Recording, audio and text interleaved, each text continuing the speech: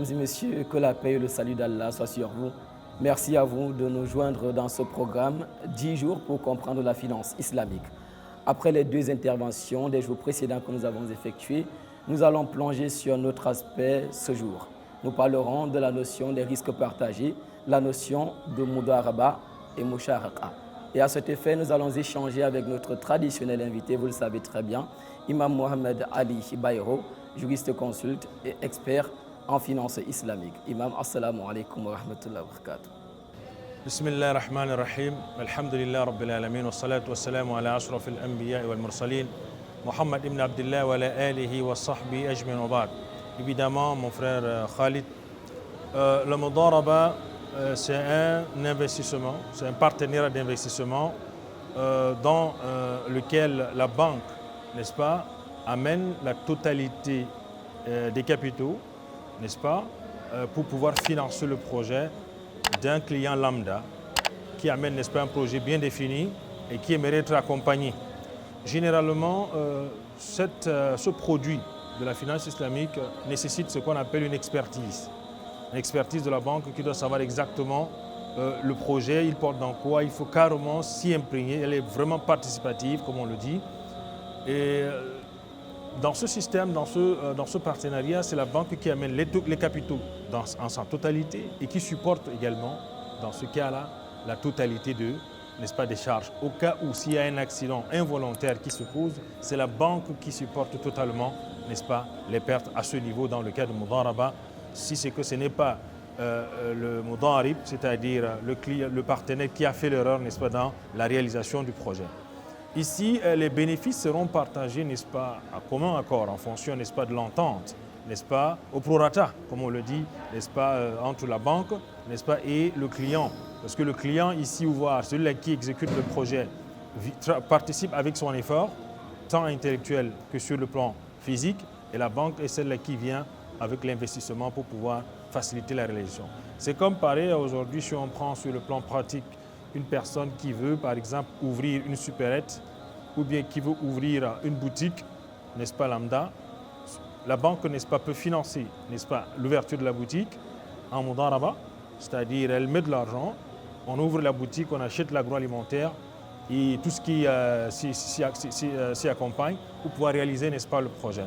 Et là, en ce moment, les bénéfices seront partagés entre la banque et, c'est-à-dire le financier et le client. Mais ici, pour nous, dans le cadre, n'est-ce pas, de la finance islamique, ce qu'on conseille beaucoup plus aux microfinances, aux fenêtres, c'est d'aller dans les comptes qu'on appelle les DAT, c'est-à-dire les comptes, n'est-ce pas, de dépôt à terme. Favoriser cette politique, pourquoi en fait? Parce qu'aujourd'hui, si un client veut épargner son argent, il faut lui proposer ce qu'on appelle les comptes Mudaraba. Voilà ce qui est conseillé ici sur le plan technique. Les comptes Mudaraba sont des comptes d'investissement, c'est-à-dire des comptes de dépôt d'investissement, comme on le dit sur le plan, n'est-ce pas, de la finance. Ici, le client qui va épargner son argent serait sécurisé à deux niveaux. Premièrement, il va garder son argent dans un compte de dépôt à terme, parce qu'il s'y attend à la fin, à la terme, n'est-ce pas, d'une exécution, par exemple, peut-être d'une année, il s'attend à avoir des dividendes. Et en même temps, ça va protéger, n'est-ce pas, son argent contre quoi? Les diminutions de la zakat. Parce que vous savez, pour un musulman, lorsqu'il garde son argent dans un compte, s'il ne tourne pas cet argent, alors là, automatiquement, la zakat va venir diminuer. D'où, n'est-ce pas, l'importance, n'est-ce pas, de faciliter ces comptes-là dans les banques afin que les clients viennent déposer des gros dépôts, font des gros dépôts à terme, sachant qu'il y aura un bénéfice qui sera généré et la zakat sera retirée, ils seront, n'est-ce pas, sans difficulté. CCA Bank adresse son soutien et ses encouragements à la communauté musulmane en ces 10 derniers jours du Ramadan. Ramadan Karim. Et en même temps, dans les comptes du Mudaraba qu'on conseille beaucoup plus aujourd'hui dans la finance islamique, c'est des comptes qui sont sécurisés. Pourquoi? Parce que la banque, pour investir cet argent-là, investit dans des business qui sont sécurisés. Je prends un exemple comme les échanges, n'est-ce pas, des devises. Les comptes Mudaraba sont adaptés parce que si un client vient mettre son argent dans un compte, n'est-ce pas, défini d'investissement, d'épargne et d'investissement, il sera sécurisé. Pourquoi? Parce que les investissements qui seront faits seront dans un circuit bien sécurisé qui est quoi? Un circuit d'échange, de vente, n'est-ce pas, des devises, qui reste, n'est-ce pas, un bon business qui est fait dans les banques sur le plan local. Ça, c'est d'un côté par rapport au Mudaraba. Le Mudaraba a ses origines dans le Coran et dans la Sunna du prophète Mohammed sallallahu alayhi wa sallam. À l'époque d'Omar ibn Khattab, pour un peu aller dans l'histoire, Omar ibn Khattab, à son époque, il y a le gouverneur, n'est-ce pas, de Koufa, Amr ibn al-As, Moussa al-Ash'ari, radiallahu anhu, il y avait le butin qui était destiné au Bayt al-Mal, c'est-à-dire à Médine, c'est-à-dire pour amener, n'est-ce pas, à la califat. Maintenant, il fallait transporter tout argent, et c'était une grosse somme d'argent. Et il y avait le fils de Omar ibn Khattab, Abdullah Amr ibn al-As, et également, il y a son petit frère qui était également Ubaydillah, qui était là. Qu'est-ce qui s'est donc passé? Moussa al-Ash'ari a proposé à ces derniers que de transporter de l'argent ainsi, qui est une grosse somme, il y a beaucoup de risques, et ça ne va pas générer. Donc l'idéal, c'est de faire quoi? C'est d'acheter les marchandises là-bas à Koufa, c'est-à-dire Basra, Irak, qu'ils achètent donc les marchandises et qu'ils transportent cela, ils partent vendre à Médine. Cet argent va générer des bénéfices et ils vont profiter des bénéfices et remettre le capital aux princes des croyants, au Bayt al-Mal. Donc c'est comme ça qu'il fit cela. Lorsqu'ils sont arrivés à Médine avec la marchandise, ils ont vendu, ils ont amené dans l'argent, ils ont remis l'argent au prince des croyants. Le prince des croyants a demandé c'est quel bénéfice que vous avez eu là-bas, qui vous a permis de le faire. Ils ont dit c'est Moussa al-Ash'ari qui nous a permis de le faire. Et un sahaba a dit Na'am, ذلك القراط.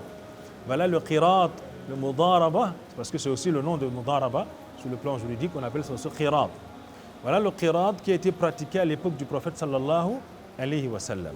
Donc voilà un hadith, ou un contexte dans lequel, c'est de la source, n'est-ce pas, il y a dans le Coran également, dans la sourate Mudaththir, où Allah parle, n'est-ce pas, de cette wadribu, ad-darbu, mudaraba vient, n'est-ce pas, ad-darbu, le fait, n'est-ce pas, de fendre la terre pour aller chercher l'argent. C'est de là qu'on tire, n'est-ce pas, cette source qui est islamique.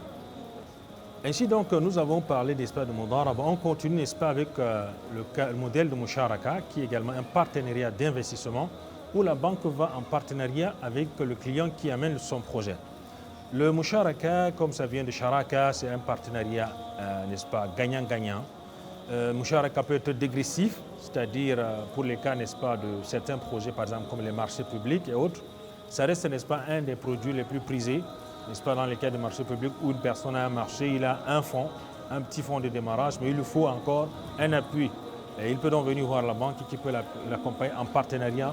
Dans ce cas-là, c'est un partenariat actif, et n'est plus passif en ce moment-là, où la banque, n'est-ce pas, accompagne le client dans ses réalisations, dans ses projets ou beaucoup plus dans ses marchés publics. Le musharaka a sa source dans le Coran et même dans la sunna du prophète Mohammed sallallahu alayhi wa sallam. Le prophète sallallahu alayhi wa sallam l'a conseillé. Il y a eu des cas où ça s'est passé à son époque où il y avait ce qu'on appelle asharaka. Asharaka, c'est l'union de deux personnes. C'est deux personnes qui amènent, n'est-ce pas, les fonds pour réaliser un projet. Ça peut se faire avec la banque qui amène une partie et le client également amène une partie. Nous allons prendre un exemple, par exemple, avec les cas ici à Douala. Nous avons par exemple des jeunes, des start-up qui gagnent des marchés au niveau, n'est-ce pas, du port, dans le transport de la marchandise. Ils n'ont pas des camions, ils n'ont pas les fonds pour transporter la marchandise, mais ils ont le contrat, ils ont le marché. Ils se rendent à la banque pour pouvoir aller en partenariat avec la banque, un partenariat, n'est-ce pas, gagnant-gagnant, un musharaka dégressif.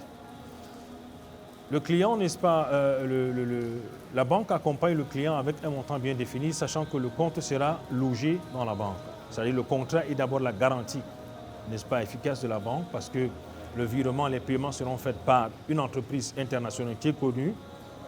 Ainsi donc, la banque peut accompagner le client avec un montant bien défini pour pouvoir transporter déjà les marchandises pour aller, sachant que le client va recevoir une avance déjà par le client initial qui va lui donner une avance. Et cette avance, n'étant pas de fois suffisante pour pouvoir et carburer le camion et payer, n'est-ce pas, certaines dépenses, la banque donc peut accompagner le client à ce que le client puisse aller transporter la marchandise jusqu'à amener à destination et voire même revenir. Et par là, la banque, n'est-ce pas, gagne en fonction de sa participation, parce que dans le musharaka, il y a les pourcentages qui seront définis. C'est la raison pour laquelle, sur le plan jurisprudentiel, on parle de pourcentage et non d'un montant. c'est-à-dire pour éviter toute ambiguïté. Donc, dans ce cas de Musharaka, qui est un partenariat, n'est-ce pas, gagnant-gagnant, ce partenariat permet, n'est-ce pas, au client d'avoir un accompagnateur qui est la banque, qui l'aide, n'est-ce pas, à atteindre son objectif. Et la banque également l'aide à atteindre son objectif en gagnant également son pourcentage dans ce business qui est propre et qui est contrôlé par les deux parties, c'est-à-dire la banque ainsi que le client. Donc voilà un peu d'une manière brossée comment se présente techniquement la Musharaka, sans aller peut-être dans les détails comment on appelle ça, la procédure qui est notre n'est-ce pas, thème à développer. Merci Imam de nous avoir donné justement ces avis explicites nous permettant de comprendre davantage les notions liées à la finance islamique. Mesdames et messieurs, nous vous donnons rendez-vous à l'épisode 4 cette fois pour parler de toute autre chose, la notion des contrats de vente en islam. Restez des nôtres dans ce programme 10 jours pour comprendre la finance islamique.